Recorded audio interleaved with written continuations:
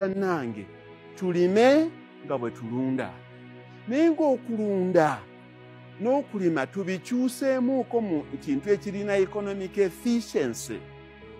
Bannange abantu twagadde nnyo okulunda, ndaba ne bannange nnyo nga balunda, eriyo bangi nnyo n'abansukkulumye.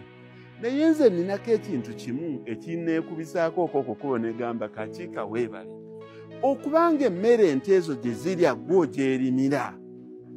Namala ebbanga ddene nga mbalaga ebisagazi by'ennima, kati mbalaga kasooli. Kasooli ne mmukubamu emmere gye tuguza abantu ng'akawunga n'abakozi bange okulyako, ekifikkawo n'enkiriisa ente zange. Kati gwe teebereza maize bran ali wano, ensawo 506, ezo ziba ttani, teziba ttani 56, ate nga mu nnimiro akyali era tukyagenda okungula.